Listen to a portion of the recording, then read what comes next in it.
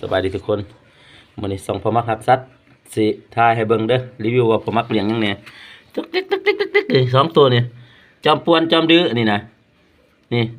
จอมดื้อโอ้ยหูแน่เนาะตีเพิ่นแน่อะไรเริ่มเศร้าดื้อแล้วเขาก็สิปากกระป๋องผู้ได้หักซัดกับเบิ่งคลิปพอมักเด้อส่องพอมักหักซัดเนาะทั้งสอง YouTube เพิ่นสองตัวตะซ่องใหญ่มาทางนี้ก็สิเป็นปลาคาร์ฟทุกคนโอ้ก็ปลาดุดฝุ่นน้ำคุณแล้วบ่มีเวลาได้เปลี่ยนทุกคนเลยในร่างได้เปลี่ยนอันนี้ก็เป็นปลาคาร์ฟที่ผมมักเลี้ยงไว้ปลาดุดฝุ่นนี่ใส่ใหญ่ทุกคนใส่โลปลาย2 ตัว2 เท่าเพิ่นประจำบ่อประจำอ่างขนาดใส่อันกรองระบบนั่นนี่ก็ยังฝุ่นอยู่ทุกคนเลยอันนี้คือผมมักที่เลี้ยงไว้เนาะมาทางนี้ก็จะเป็นหนูสะเพาหนูแหมหนูสะเพาว้าวแลนเขาคุขอกไปเลยทุกคนตัวงามๆแลนเขากรุงไปออกมามันจะเขากล่องมานี่อันนี้ก็เป็นขอกหนูทุกคนเลยเสือมาทางนี้ก็เป็นขอกเป็ดขอกไก่โอ้สมบัติหักสัตว์ทุกคนเลยพอลกคนยางอยู่คนพอลกเป็ดไก่ก็สิบไม่มีหลายทุกคนเป็ดนี่พอพันไม่พันได้แค่นี้พอพันใหญ่โอ้เป็ดเทียบเมื่อวานเอาลูกไปส่งให้ลูกค้าเนาะเพิ่นแบ่งปันเอาพันใหญ่ไปเลี้ยงตัวผู้หนึ่งแม่3ที่ว่าเลี้ยงไว้เนาะเพิ่นไก่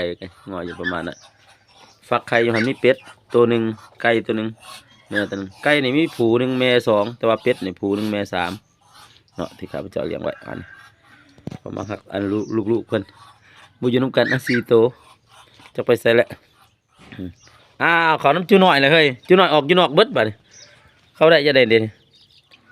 คนเดี๋ยวอันนั้นจูหน่อย12 ตัวทุกคนกำลังเอาลงตาอาบแดดเด็กเจ้าผมมักเอาอันกระเบื้องข้างหลังนะออกนะมันเข้าข้างหลังแม่นบ่จะเป็นว่ามันขาดโอ้ทั้งหลังเนาะพอลืมก็เอากระเบื้องออกลืมจูหน่อยพอจูนอกจูใหญ่เขาไปกินไปแล้วอันนี้สัตว์ที่ผมมักเลี้ยงไว้นะมีเป็ดมีไก่โอ้จูนั่นตะแพง12 ชีวิตทุกคนกำลังเอาลงอาบแดดออกอยู่นอกมัด ไก่น้อยอันนี้จูใหญ่มีเก่าตัวจูใหญ่นี่เนาะจูน้อยนี่12ที่ทายให้เบิ่งก็คือสิ่งที่ผมมักเลี้ยงไว้เนาะมีหนูมีหมามีเป็ดมีไก่มีปลาเข็งอยู่นี่เนาะแล้วก็ปลาดุกแล้วมีกบอยู่หลังบ้านพุ่นนะอันนี้เป็นของเสือไก่ที่ขุดเองเลยโดยมือเมื่อกี้ดูดปลาขายก็ได้อยู่ประมาณ20 ปลายโลยังอยู่ในขาดว่าประมาณ3-400สงกรานต์ขาดว่าจังสิดูดบัดนี้เนาะเทื่อเดียวสิได้อยู่ประมาณ30-40 โล30 โล30 กว่าโลผู้ใดมักในการเลี้ยงสัตว์เนาะหักสัตว์กะฝากกดไลค์กดแชร์กดติดตามส่องพอมักกินง่ายอยู่ง่ายส่องพอมักหักสัตว์ในเด้อโอ้หลายส่องผมสับสนนี่ปลาคาร์ฟอยู่หน้าบ้าน